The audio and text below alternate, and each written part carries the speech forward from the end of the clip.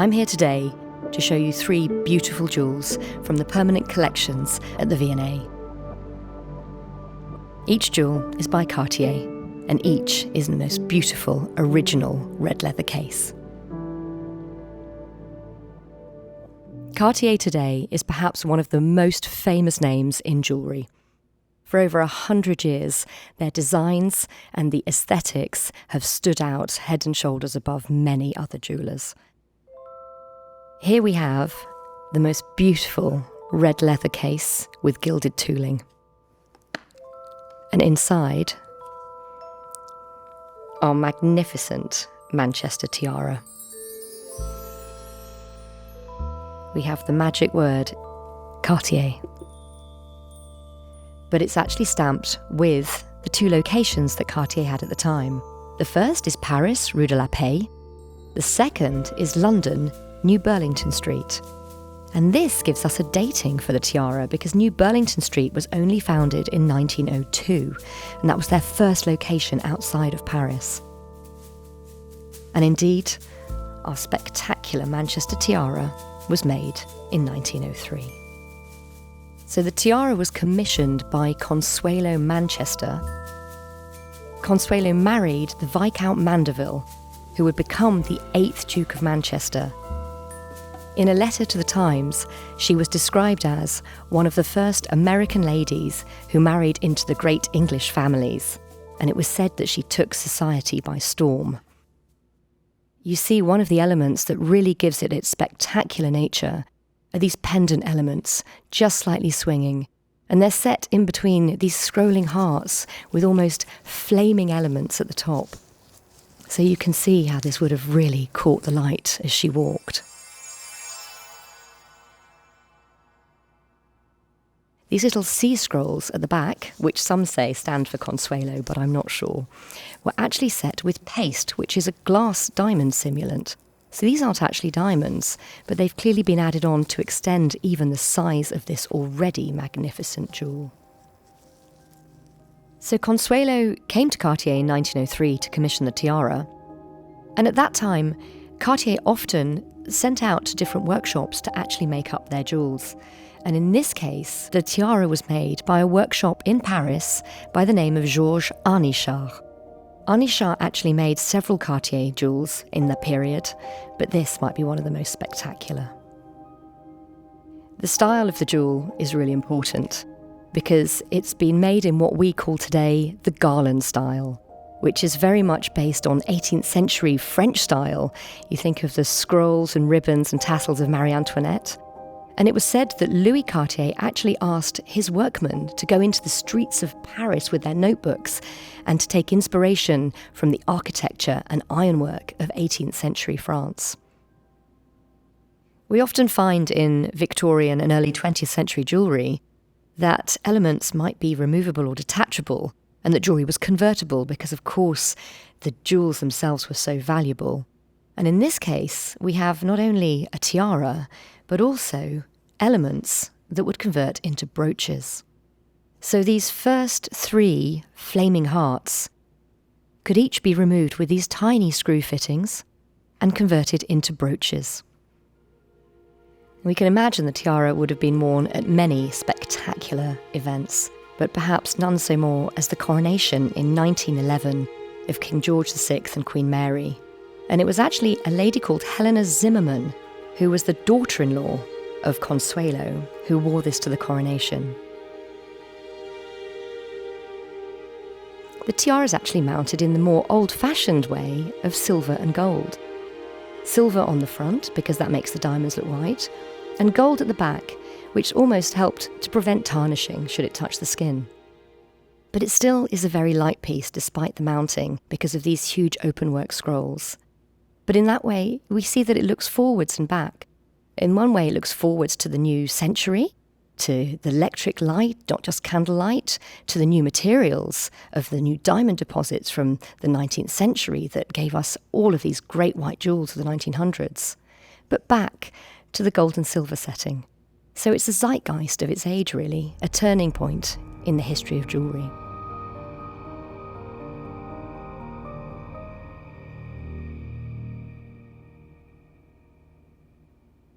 This is a particularly special jewellery box because it's not just a case to keep the jewellery safe, but it's a case to display it.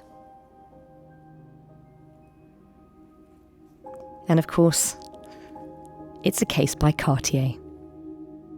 We have 3 locations printed on the silk inside: Cartier Paris, Cartier London, and Cartier New York. But we now have a dating for this particular jewel because the location in London is now New Bond Street, which was founded in 1909. In addition to the case, we also have an extra bit of jewellery history on the jewel itself, because there is a particular poinçon, or jewellery stamp, which tells us that the jewel might have been made specifically in 1910, and that is the rhino's head, which was just used in that year for platinum jewels made in France. So let's talk about the style of the jewel itself. So this brooch, like many from the early 1900s made by Cartier, is mounted with diamonds in platinum.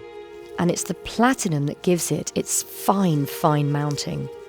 Platinum was a very, very hard, durable white metal that Louis Cartier was really a pioneer in its working at the beginning of the 20th century. And it revolutionised the making of jewellery. One of the things it did was it helped diamonds look like they were floating in mid-air. And if you look in detail at some of the mountings, you see these lovely little beads that we call a millgrain setting, all set around the diamonds in collets. And it's what gives them their very delicate and very lacy, light look. And we can see elements that we would call Islamic. These finials at the top remind us of the lobed arches of architecture, and these little buds here are like the tulip buds we see on Islamic pottery. So this is very much in the style of Islamic art from 1910, but it's also mounted in this delicate white mounting that reminds us of the garland style, this much more French, early, light mounting, and they seem to have been developed almost in tandem. This whiteness, this flatness, this delicacy, but with inspiration that comes from all over the world. So this isn't just one jewel. What we have here are 3 jewels in one. Because while we have a brooch pendant fitting at the back, so you can see it can be worn pinned to a dress, this is actually detachable. And it's only when I go back to the case do we see the secrets behind the jewel. Because one thing I always look for in old cases is a little velvet tab behind the setting. Because here we have a secret compartment for all the different fittings for the other parts of the jewel. Because it made not only a pendant brooch, but here we have a ribbon for a necklace, together with an extra fitting for a brooch, which would have been able to be attached to the bottom here. Now I'm actually going to try to undo one of these fittings to show you how it worked, because we have a very special Cartier screwdriver. The 2-pronged screwdriver was made specifically for these particular screws. And I'm going to see if this can come off and we can see how it would have been put together as a different jewel. There we go. So you see how this would have been removable for one brooch fitting. Another brooch fitting could have been put at the top. We've got one down here, or our beautiful pendant necklace.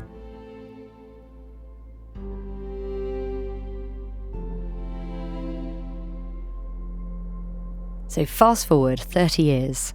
We are now from 1910 going to 1941. Here we have a beautiful red leather and gilded Cartier case. And inside, some serious bling. This particularly sparkly diamond and platinum brooch was commissioned by Ernest Schweiger in 1941, and he had it made for his wife Adele Dixon, who was an actress. And the family name is quite important because it was his father, Imre Schweiger, who was the first Cartier connection. Because Imre met Jacques Cartier, the youngest of the three brothers, in India around 1911 at the Delhi Durbar, where Imre became a great representative for Cartier, introducing Jacques, amongst others, to many of the Maharajas. So this brooch is actually a clip. So the actual clip fitting is really quite strong, as is the design. And this was made for Cartier London. We have a beautiful signature just here, the Cartier London inscription. And we see here how it was made to be worn possibly on a dress, on a jacket. And we see really quite strongly what is called a ruyi element from Chinese design, with this scrolling pattern together with the two diamonds in the centre. It also reminds me of some of those architectural elements in Islamic art, and it shows us how the influences across the world really inspired the Cartier designers of the period. But my favourite part is how three-dimensional the design is. You see from the side how it's stepped up. It's almost architectural in design. The way the diamonds lift one to the other with the different cuts of brilliance and baguette cuts. And for me, this is very much late deco jewellery that shows us we are really in the 1940s. I hope you've enjoyed looking at these three beautiful Cartier jewels with me today. When I see jewellery like this, it brings me joy, and that is the purpose of this type of jewellery. To go from the spectacular Manchester tiara to our delicate, beautifully made pendant brooch and our strong Art Deco clip, you can appreciate the history in these pieces, but they still resonate with us in terms of beauty and craftsmanship today.